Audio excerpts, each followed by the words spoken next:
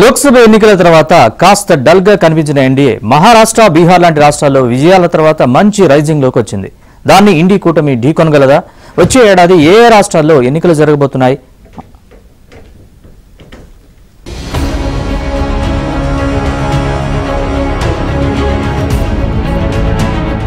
బీహార్లో ఓటమి తర్వాత పూర్తిగా డల్ అయిపోయారు రాహుల్ గాంధీ. రాహుల్ గాంధీ కీలక స్థానాన్ని చేపట్టినప్పటి నుంచి అంటే 2004 నుంచి 2025 వరకు కాంగ్రెస్ 95 సార్లు ఓడిపోయిందంటూ బీజేపీ వ్యంగ్యాస్త్రాలు సంధించింది. బీహార్ అసెంబ్లీ ఎన్నికల్లో కాంగ్రెస్ ఘోర పరాజయం మూటగట్టుకుంది. దేశవ్యాప్తంగా జరిగిన పలు ఉప ఎన్నికల్లోనూ ఆశించిన ఫలితాలు సాధించలేకపోయింది. తెలంగాణలోని జూబ్లీహిల్స్, రాజస్థాన్లోని అంటా నియోజకవర్గాల్లో మాత్రం విజయం సాధించడం కొంత ఊరట. ఓటముల్లో సెంచరీకి చేరువలో ఉన్నారు రాహుల్. తన పనితీరును మార్చుకోలేకపోతున్నారు. యూత్తో కనెక్ట్ కాలేక ఇబ్బంది పడుతున్నారు.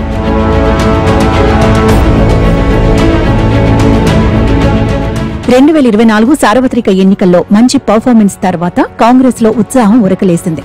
లోక్సభలో రాహుల్ గాంధీ చెలరేగిపారు. జీఎస్టీ, నీట్, ఈసీ వ్యవహారంపై కేంద్రాన్ని ఇరుకుని పెట్టారు. మహారాష్ట్ర, హర్యానా, ఢిల్లీలో ఇండీ కూటమి ఓటములతో డీలా పడిపారు. బీహార్ తర్వాత మరింత నైరాస్యంలోకి వెళ్లిపారు రాహుల్ గాంధీ. మిగిలిన బలమైన రాష్ట్రాలు కర్ణాటక, తెలంగాణ, కేరళ, హిమాచల్ ప్రదేశ్ స్వయంగా కాంగ్రెస్ పార్టీ ఇక్కడ పోటీ చేయగలదు. కేరళలో ఒక కూటమి ఉన్నది. రాబోయే ఎలక్షన్స్లో కాంగ్రెస్ పార్టీ అక్కడ విజయం కూటమి వల్ల సాధించవచ్చు. అందువల్ల కాంగ్రెస్ పార్టీకి కష్టమైన రోజులు వచ్చినా ఇప్పుడు పాలసీలు మార్చుకుని వేరే విధానం వెళ్ళి ఎక్కువ నాయకత్వం తీసుకొచ్చి పాత నాయకులందరూ ఎవరైతే పబ్లిక్లో సపోర్ట్ ఉన్నారో కలుపుకొని ఒక జనరల్గా పెద్ద లీడర్షిప్ వచ్చేటట్టుగా కాంగ్రెస్ పార్టీ చేసుకుంటే ముందరికెళ్తాం. ఇప్పుడు ఉన్నట్టుగా ఇద్దరు ముగ్గురు నాయకులతో కాంగ్రెస్ పార్టీ ముందరకెళ్దాం, గాంధీ ఫ్యామిలీ మీద ఆధారపడదామంటే చాలా డిక్లైన్ మాత్రం వచ్చే అవకాశం ఉంది. కాంగ్రెస్ పార్టీని ఎవరు సేవ్ చేయగలరంటే రాహుల్ గాంధీ సేవ్ చేయగలరు. ఎలా సేవ్ చేయగలరంటే ఇప్పుడు ఎవరినైతే ఆయన తరిమేశారో, గెంటేశారో అందరినీ స్వీకరించాలి. పార్టీ ఒక ఏకాభిప్రాయంతో తీసుకెళ్ళాలి. ఇప్పుడు నడిపినట్టుగా గత 10 సంవత్సరాలు నడిపితే మాత్రం కాంగ్రెస్కి రాను చాలా డిక్లైన్ మాత్రం ఇప్పుడున్న 4-5 రాష్ట్రాల్లో కూడా పోయే పరిస్థితి మాత్రం ఉన్నది. మహారాష్ట్రలోనూ బీహార్ లాంటి ఓటమి ఎదురైంది.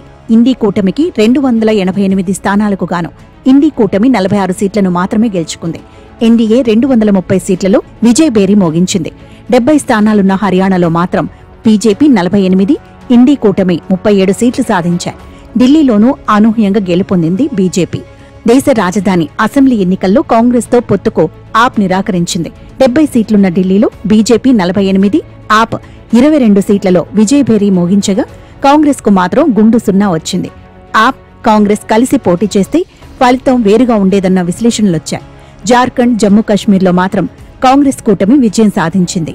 బీహార్ ఎన్నికల్లో పరాజయం తర్వాత మరి ఉంటుందా పోతుందా అనేటువంటి ప్రశ్న ఎవరికైనా రావచ్చు. కానీ నేను చెప్పేది ఏమిటంటే ఇండియా కూటమి ఒకవేళ ఆ కూటమి ఆ రూపంలో విచ్చిందా మీద మరో కూటమి ఏర్పడుతుంది, తప్పదు, అనివార్యం. ఈరోజు దేశ పరిస్థితుల్లో భారతీయ జనతా పార్టీ, ఎన్డీఏ అవలంబిస్తున్న విధానాలు ఈ దేశంలో ఉండేటువంటి రాజ్యాంగానికి వ్యతిరేకంగా, ఈ దేశంలో ఉండేటువంటి ప్రజాస్వామ్య విధానాలకు వ్యతిరేకంగా, మతోన్మాదాన్ని పెంచి పోషిస్తూ కొన్ని మతాల వాళ్ళను వేరు చేసేటువంటి విధానం అవలంబిస్తున్నప్పుడు దానికి వ్యతిరేకంగా ఉండేటువంటి వాళ్ళందరూ ఒక వేదిక మీదకి రావడం, ఒక ప్లాట్ఫామ్ ఏర్పాటు చేసుకోవడం అనివార్యము.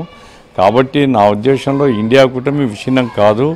ఒకవేళ విచ్ఛిన్నమైతే మరో కూటమి ఏర్పడుతుంది తప్ప బీజేపీకి వ్యతిరేకంగా జరిగే పోరు మాత్రం ఇది ముందుకే పోతుంది.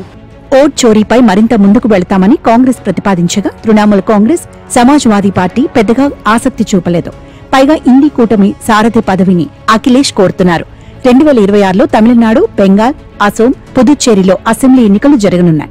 బెంగాల్లో ఒంటరిగానే ఎన్నికలకు వెళతామని ఇప్పటికే తృణమూల్ స్పష్టం చేసింది.